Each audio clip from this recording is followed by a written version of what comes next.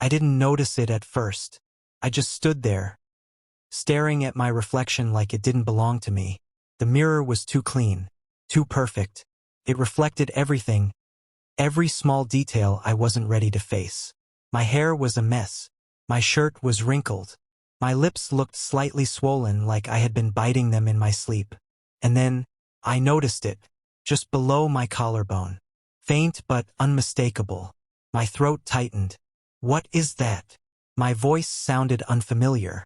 Low and rough like I hadn't used it in hours. I lifted my hand slowly, hesitating just before my fingers made contact. The moment I touched it, I flinched. It was warm, very sensitive and alive. My breath hitched. No, that's not. My mind scrambled for logic. For some reason. For anything that made sense. But there was only one thought that kept rising. One name I didn't want to say. I stepped back from the mirror, then forward again. Like if I changed my body angle, it would disappear. But it didn't. And that's when the scent hit me. It wasn't mine. Not the soft cedar scent I was used to.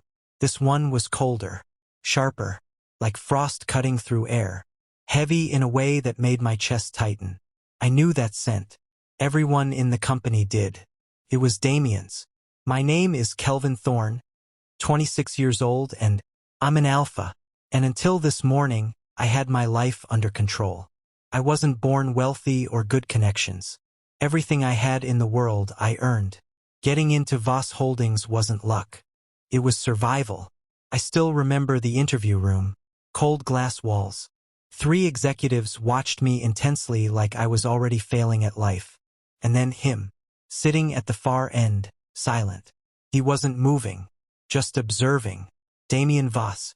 He hadn't spoken once during my interview. Not a single word. But when I walked out, I knew.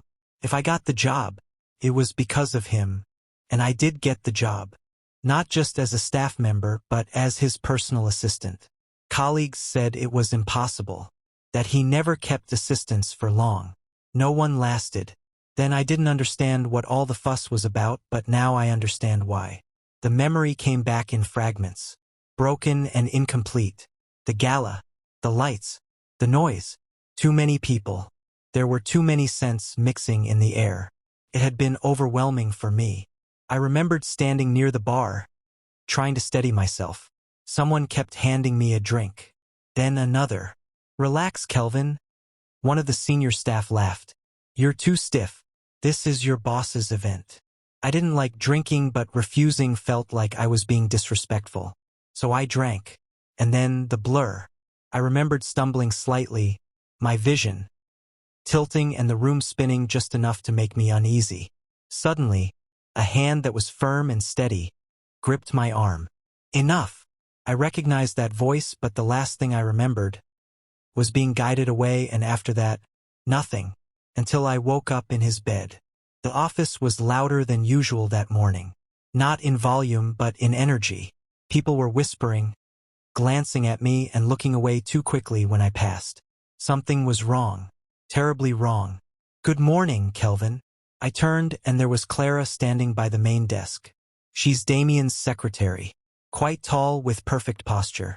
Sharp red lipstick that put blood to shame and silk blonde hair pulled into a neat bun that never moved out of place. Everything about her screamed control, superiority, and most of all, confidence. But her smile didn't reach her eyes. You're late, she added smoothly. I know. Her gaze dropped to my neck, slowly and deliberately. Oh, she said softly. Too softly. My stomach tightened in fear. But before I could respond, the elevator doors opened and the entire floor went still. He walked out like he owned the air we breathe. Black suit, perfectly fitted. Every step measured and controlled like years of practice. Damien Voss didn't look at anyone. He didn't need to. People moved for him automatically. Cleared paths without being asked. They lowered their voices without thinking. Presence. That was the only way to describe it. As he got in, his gaze shifted and landed on me. Just for a second. But it felt like being pinned in place. My breath caught because his sharp amber eyes dropped to my neck. That same flicker from before. Recognition. and then it was gone. "Meeting in 10 minutes, he said calmly, walking past me. Like nothing had happened. Like I hadn't woken up in his bed. Marked by him. The rumors started small. Whispers in corners. Muted laughter. Glances that lingered too long. Then it grew. He spent the night with him. I heard he got special treatment from Mr. Voss. Of course he did. Look at him. It hurted, but I kept my head down. Focused on my work and ignored it. That was until Clara got involved. Well, she said one sunny afternoon, loud enough for nearby staff to hear. I suppose that's one way to get promoted. The room went quiet, my hands still on the keyboard. I don't know what you mean, I replied carefully. She laughed lightly, soft but with obvious mockery. Don't pretend, Kelvin. We've all seen the mark. Heat rushed to my face. You think sleeping your way up makes you special? A few people shifted uncomfortably, but no one spoke. No one defended me because she was his secretary and I was just replaceable. I didn't realize I was shaking until I locked myself in the washroom. The door clicked shut behind me and everything I'd been holding in collapsed. My hands gripped the sink and my head dropped. Hot tears brimmed in my eyes. Get it together. But my voice broke and I hated this. The whispers, the looks they gave me, the feeling that everything I worked for was being reduced to something cheap. My reflection blurred. I didn't do anything. The words came out quieter this time, like I was trying to convince myself. The door opened and I froze. I heard footsteps, slow and measured. I didn't need to look up because I already knew who it was. Who said it? The voice was low and deadly. I legit felt shivers run down my spine as I turned slowly. Damien stood right behind me. He didn't look calm or controlled. He looked angry, not loud, but contained in a way that felt worse. I asked you something. My throat tightened. It doesn't matter. There was a pause. It was short, but it felt heavy. He stepped closer. It does matter. Before I could stop him, he reached out and tilted my chin up. His eyes scanned my face and he saw the redness. The tears I hadn't fully wiped away. Something in his expression shifted. Something darker. Who? The entire office went silent when he walked in and they instantly felt the change in the air. Clara. He didn't call her name out loud, but it cut through the room. She straightened instantly, smiling. Yes, Mr. Voss? Pack your things. Her smile froze. All the other staff looked baffled. I what? You're terminated from my company. Shock rippled through the room. Sir, there must be a misunderstanding. You spread false accusations. His voice dropped, colder than before. You disrespected my staff and you thought I wouldn't notice? Clara's composure broke. Sir, it was just a joke. It wasn't. The words hit hard and final. It was a mistake. She swallowed, looking desperate now. I've always been loyal to you. Damien's gaze didn't soften. Not even slightly. I don't reward loyalty that reeks of insecurity, Mississippi Clara. The silence felt heavy and utterly humiliating. And for the record, his voice lowered further. If I had touched him, you wouldn't be questioning it. No one spoke or moved. Get out. And just like that, she was gone. The office remained frozen long after, but Damien turned and walked back to me, stopping just close enough that I could feel that pull again. My office now, he said, walking away to his office. That mark. I started as I got in. He didn't deny it this time or look away. It was temporary and shouldn't have happened. My heart dropped. But it did. His large hand slowly lifted, wanting to touch it. What does that mean? I whispered. His gaze darkened slightly. It means I had lost control and enigmas don't do so easily. The moment Damien's fingers finally touched the mark, Kelvin gasped. It wasn't just contact. It was connection.